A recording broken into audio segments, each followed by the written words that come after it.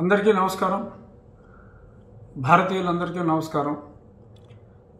భారతీయులని స్పెసిఫిక్గా ఎందుకు చెప్పానంటే, రాజ్యాంగాన్ని, భారత రాజ్యాంగాన్ని ఎవరైతే గౌరవిస్తారో వారే భారతీయులు. మన రాజ్యాంగంలో సెక్యులర్ ధర్మం పాటించాలని ఉంది. అన్ని మతాలని సమానంగా చూసుకోవాలి, ఏ మతం పట్ల ఏహభావం ప్రదర్శించకూడదు అనేదే మన భారత రాజ్యాంగం. ఆ రాజ్యాంగాన్ని ఫాలో అయ్యే వాళ్ళే భారతీయులు. మరి మన ఆంధ్ర రాష్ట్రంలో ఇప్పుడు మనం చూస్తున్నాం, మరి కొందరు పనిగట్టుకుని హిందూ దేవాలయాల మీద తీవ్రమైన దాడులు, రథాలని కాల్చేయటాలు, మరి తీరా ప్రభుత్వం మరి చూస్తే మరి అన్ఫార్చునేట్గా ఎటువంటి చర్యలు లేవు. ఒకళ్ళిద్దరిని పట్టుకుంటే వాళ్ళని పిచ్చోడని ముద్రేసి వదిలేస్తున్నారు. మరి అదే మరి ఎవరైనా అది కూడా తప్పైనప్పటికీ కడుపు మండి కాంపౌండ్ వాళ్ళ మీద రాళ్ళేస్తే వాళ్ళనైతే అరెస్ట్ చేస్తున్నారు. సో ఈ ద్వంద్వ విధానం చాలా స్పష్టంగా కనపడుతుంది. సో ఎవరైతే ఇతర మతాలని గౌరవించరో, ప్రభుత్వంలో ఉండి ఎవరైతే ఇతర మతాలని అవమానం చేసినప్పుడు కనీసం దండించడం సరే, కనీసం పట్టుకోలేకపోతున్న ఇటువంటి మరి ఈ లా అండ్ ఆర్డర్లో ఈ పోలీసులు ఇటువంటి దేవాలయాల్ని ఇంత విశృంఖలంగా ధ్వంసం చేస్తామంటే, ఒక్కరిని కూడా పట్టుకోవట్లేదంటే అసలు లా అండ్ ఆర్డర్ ఉందా, అంటే ప్రభుత్వం రన్ అవుతుందా అనే ప్రశ్నలు ఎంతోమందికి ఉత్పన్నం అవుతున్నాయి. మరి ఇవి ఎస్పెషల్లీ ఈ హిందూ మతం మీద జరిగే దాడుల్ని అరికట్టడంలో మరి అది వారి నిస్సహాయత మరి ఏంటో అర్థం కావట్లేదు. ఎవరైనా ఒక మతాన్ని ఈ రకంగా చేస్తే దాన్ని ఖండించని వారు, దాన్ని అరికట్టలేని వారు నా దృష్టిలో భారతీయులు కాదనే నేను అనుకుంటున్నాను. వారికి కాకుండా మిగిలిన వాళ్ళందరికీ నా నమస్కారాలని చెప్పడం నా ముఖ్య ఉద్దేశం. అలాగే నిన్న జరిగిన సంఘటన గురించి నేను కూడా మాట్లాడాను. ఎందరో స్వామీజీలు, ఇంకా మరెందరో ప్రజలు, ఎందుకంటే నాకే సుమారు 500-600 మెసేజ్లు వచ్చినాయి, కడుపు మండిపోయి ఉన్నారు.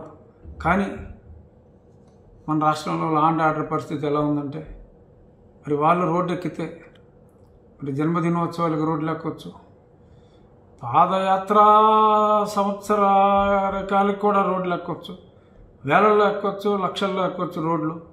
కానీ మీకు జరిగిన అన్యాయానికి రోడ్డు ఎక్కితే ఆ పడే శిక్షలకు భయపడి చాలామంది రోడ్లు ఎక్కట్లేదు. అలాగని చెప్పి అది ప్రజల అలసత్వంగా ప్రభుత్వం భావిస్తే దానికి భారీ మూల్యం భవిష్యత్తులో చెల్లించుకోవాల్సి వస్తుంది. ఈ విషయమై ప్రజల నిస్సహాయత, రోడ్డు మీదకి వచ్చి పోలీసులను కూడా మరి ఎదుర్కోలేని ప్రజల నిస్సహాయతని గమనించి మనల్ని కాపాడగలిగేవాడు ఒకే ఒక్కడు, అదే ఈ దేశ ప్రధాని పెద్దలు నరేంద్ర మోడీ గారు అనే ఉద్దేశంతో నేను నరేంద్ర మోడీ గారికి ఒక లేఖ ఒక అరగంట క్రితమే ఆయనకి మెయిల్లో పంపించడం జరిగింది. I'll just read it out. It will take 1 minute. Respected Shri Narendra Modi ji, subject continuous destruction of Hindu temples in Andhra Pradesh. Over the past 18 months after the swearing in of a new government in the state of Andhra Pradesh, we have been witnessing continuous attacks on Hindu temples at frequent and regular intervals. In all, there have been over 100 attacks on Hindu temples of various sizes in the state, and in recent days, decades-old chariots were burned down in 3 temples. Yesterday, in an incident in an ancient and hugely popular Lord Rama temple, also known as Ramatirtham, which is in north coastal Andhra Pradesh, which was built in the 3rd century, the main deity Lord Rama was decapitated and taken away by the miscreants. I have attached the photo also. I will show it to you also. At the same premises, as a symbol of unification of religions prevailing in India during the 3rd century, Lord Buddha and Lord Mahavir Jain were also worshipped. Several Jains and Buddhists, along with Hindus, visit this ancient temple even today. Members of Hindu organizations protesting this vandalism were brutally arrested and assaulted and not allowed to come on the roads even in limited number under the garb of Corona, while at the same time allowing the Chief Minister's birthday celebrations and his Padayatra day commemorating his election campaign forcing lakhs of people on the streets. In the last session of the parliament, I raised the issue of attacks on Hindu temples, and surprisingly, MPs from my own party, they tried their best to stop my mentions about the attacks on the Hindu temples in the August House of Parliament. So, not a single person has been arrested for this wanton vandalization of sacred idols and other symbols such as decades-old chariots belonging to the important temples, and in one or two incidents, persons apprehended were passed off as insane and warranting no action. Hindus in Andhra Pradesh have no option except representing to the office of the Prime Minister to seek protection of the places of worship, which also happen to be ancient, representing both ethos and culture of our motherland. These are precious for their historicity alone and deeply hurt the sentiments of a large section of population in the state. Kindly depute a central team to investigate all these incidents and bring to book the culprits, including the functionaries, if any, from the government in the state, irrespective of the position they hold in the government. అంటే బ్రీఫ్గా చెప్పేది ఏంటంటే, ఇటువంటి attacks జరుగుతున్నాయి, ఇంతకుముందు కూడా జరిగినాయి. కానీ మేము ప్రొటెస్ట్ చేయాలంటే ప్రొటెస్ట్ చేయనివ్వట్లేదు.